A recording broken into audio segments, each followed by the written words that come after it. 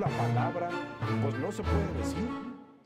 Venezuela va inevitablemente hacia una catástrofe política peor a la que ha vivido en los últimos años con el régimen de Nicolás Maduro. Y Nicolás Maduro es la figura central de ese despotismo inaceptable que gobierna, que encabeza, gobierna es un decir, por supuesto, que encabeza ese país. Raúl, ¿qué tal? ¿Cómo está, mi querido maestro? Qué desastre. Mire, qué yo desastre. no veo posibilidades, siento que huele a términos que no debiéramos decir, siento que va a afectar a todos los Eso va a terminar frentes, muy mal. que va a afectar a la población civil de una manera terrible, que es simplemente la consecuencia de un sistema que está basado en un 100%, no en una ideología. Los sistemas que llamamos de izquierda del siglo XX, que se convirtieron en grandes sistemas totalitarios, empezaron con una posición ideológica, pero en el proceso de ejercer el poder fueron cambiando esta ideología y se fueron convirtiendo en un credo, ¿sí? Entonces, ¿qué hacía este régimen? Como el régimen de la Unión Soviética, como el régimen de los húngaros, todo lo que pasaba en el mundo, sostener un credo. Ese credo es la única verdad posible que se tiene que sostener. Para que ese credo se sostenga, se necesitan personas que crean específicamente en ese credo. Y empieza a brotar de una manera muy paralela, precisa y de veras hasta matemática, un principio que se denomina fanatismo. ¿Qué es el fanatismo?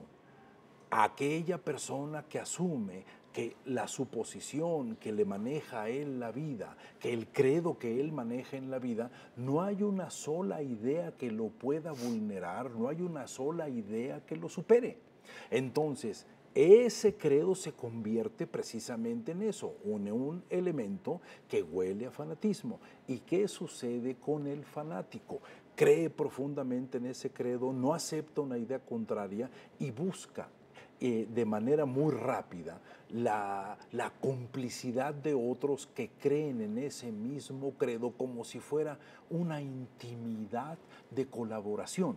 Y en esa intimidad de colaboración impiden que otros, de alguna manera, puedan acceder a otras cosas porque ellos son la única verdad posible. Perdón. Ahora, siguiendo ese razonamiento y Ajá. coincidiendo con ese razonamiento, lo de Venezuela es todavía peor, porque tú agarras los regímenes de la Unión Soviética, Sí, maestro, China, tenían Cuba, una razón de tú ser. comenzaste, había un fondo ideológico, Exactamente. compartible o no, pero no importa. Pero existía. Aquí cuando uno ve el gobierno de Maduro, es difícil preguntarse, más que sostenerse por sostenerse en el poder, cuál es la ideología que está detrás.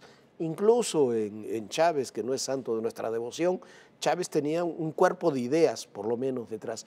Cuando uno escucha a Maduro, no hay una sola idea detrás más que mantenerse en el poder y que no van a abandonar el poder y que no abandonan el poder salvo que sea a tiros.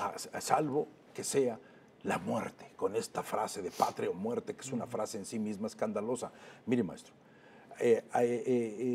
Bertrand Russell, que es una catedral del siglo XX, hizo 13 programas de televisión para la BBC en 1958 y decía, no hay nada más peligroso en este siglo XX que el populismo y el fanatismo que se está desarrollando Russell, en nuestra sociedad. Un filósofo y un escritor pero de izquierda y liberal. Nadie lo puede acusar de conservador. Liberal. Y él decía, yo conocí, en esa entrevista decía, conocí a Lenin. Lenin era un hombre verdaderamente de ideas profundas, un hombre estudiado, con una energía, con capacidad oratoria para mover a la masa, pero fue apoderándose de él un credo verdaderamente duro, y ese credo verdaderamente duro lo llevó a tener una exaltación de la crueldad que ni él mismo se daba cuenta porque estaba defendiendo ese credo. A Trotsky le pasó lo mismo y ya no se diga al papá bueno de Stalin. Pero fíjese qué contradictorio, porque estos hombres que hicieron verdaderamente una exaltación, hicieron que la crueldad llegara a niveles máximos y que la crueldad sea nuestro compañero en el siglo XXI, ellos se manejaban como si fueran bondadosos y estuvieran luchando por algo que verdaderamente era valioso, era su credo. Llegaron al punto de decir, si la sociedad civil está deteniendo el proceso y la marcha de la revolución, es momento de pedirle a la sociedad que se quede quieta, que nos encargamos nosotros. Ellos manejaban la idea del poder, de la ideología, en estos nuevos elementos del despotismo benevolente, como se quieren hacer sentir. Sí, no hablemos, Maduro se quiere no hablemos sentir, de despotismo ilustrado, porque no tienen nada. No tienen nada. Ellos no tienen una ideología. ¿Sobre qué van? Sobre el dinero, maestro, sobre los el poder mecanismos a secas, de producción, sobre tener todo perfectamente controlado. Ese sistema no permite una idea libre, no permite una contradicción, no permite una lucha de confrontación para mejorar tu sociedad. Son ideas que escandalizarían a cualquier liberal, o progresista o conservador. Lo que está sucediendo con Nicolás Maduro es casi la oligofrenia en sus discursos, porque es un discurso oligofrénico. Uno puede comprender que haya quienes fuimos muy entusiastas en nuestra juventud del régimen de Fidel Castro. Sí, maestro. Es un régimen que Fidel Castro era un personaje fantástico, fue un personaje fantástico. Que se ganó su peso en la historia. Claro, que se ganó su peso, hizo una revolución, tenía un discurso ideológico que podría ser compartible o no, pero había una profundidad, conectaba con lo que estaba pasando en el continente. Cuando uno escucha a Maduro, dice, este hombre no tiene nada que decir, salvo amenazar, insultar y agredir y decir que va a conservar el poder a como dé lugar. No hay una sola idea. Y lo que tú platicamos antes de comenzar esta plática, un asesoramiento del régimen cubano, las áreas de inteligencia y de seguridad. Áreas de inteligencia cubanas que se han apoderado de comenzando por la propia custodia personal de Maduro. El círculo de seguridad es cubano. Que son cubanos, que es lamentable. Y después habla de injerencia extranjera dentro de Venezuela, ¿no? Y ahora, maestro, algo que verdaderamente da muchísimo dolor, la imposición sobre la lógica. Cuando la sociedad ve que la lógica le está diciendo de una manera coherente la correspondencia que está sucediendo entre la falta de productividad, la falta de seguridad, la falta de alimentos y la persistencia en un discurso que solamente hace loas políticas, uno empieza a darse cuenta de que todo ese proceso, la supuesta votación que van a tener el domingo, es una falsificación de la democracia. Además, una votación que en lo que consiste es crear una nueva constitución donde va a quitar el voto directo a los ciudadanos. Directo. Entonces, ¿eso qué implica? El resurgimiento de las dictaduras, pero ellos lo están haciendo como si fuera un proceso demócrata. La democracia sufre falsificaciones. La democracia consiste en esto que hemos hablado mucho, persuadir y dejarse persuadir. Hubo elecciones en la Italia fascista, hubo elecciones en la Alemania nazi, hubo elecciones en la Unión Soviética, hubo elecciones en China, hay elecciones en Cuba, pero no son elecciones democráticas.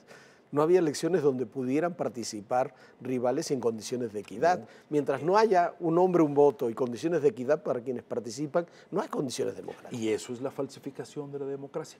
Y entonces el sistema del fanatismo se va acomodando y en el momento en que el concepto del fanatismo considera que hay que destruir a otro sector de la sociedad, quiere decir que en ese momento el fanatismo está muy bien desarrollado. Y con ese fanatismo muy bien desarrollado, brinca la figura del déspota benevolente, el que intenta amar mucho a la patria, que todo lo hace por el bien de los ciudadanos, pero cuando un déspota exalta su despotismo, la benevolencia no se puede ver. A ver, nos queda un minuto solamente. ¿Qué va a pasar? ¿Cómo va a acabar ese déspota? Ni siquiera benevolente, el déspota secas de Maduro. Mire, maestro, el gran temor es la posición de las Fuerzas Armadas en relación a lo que está sucediendo. Las Fuerzas Armadas están jugando un papel importante, el papel importante que el mismo pueblo está deseando que ellos tengan, porque ellos fueron hechos para proteger a la población venezolana. Creo que lo que va a suceder es darnos cuenta que tirar a un gobernante por las vías democráticas es muy difícil, no es tan sencillo, ¿sí? Viendo lo que sucede en Tláhuac, uno dice, ¿cómo es posible que alguien defienda lo indefendible de manera tan impune? Es el mismo tufo, ¿sí? Pero ese mismo tufo esconde las cosas. No se nos olvide que Stalin fue nominado 2 veces para el Premio Nobel de la Paz. Bueno, ahí y uno estuvo dice, Dios santo, Henry Kissinger también lo ganó. Un hombre que provocó 34 millones de muertes y que el archipiélago Gulag termina en 1960, ¿sí? Se ha nominado para eso. Bueno, esa manera de manejar el despotismo como si fuera benevolente va a provocar en esta situación procesos de mutua injusticia, y yo lo único que presiento es algo que es un conflicto civil que puede ser extremadamente doloroso, todavía más doloroso para un país, porque ya no es un problema de sobrevivencia, es un problema de o me matas o sobrevivo. Me matas o te mato. Eso es lo terrible. más doloroso. Gracias, Raúl. Gracias, maestro. Muchísimas gracias.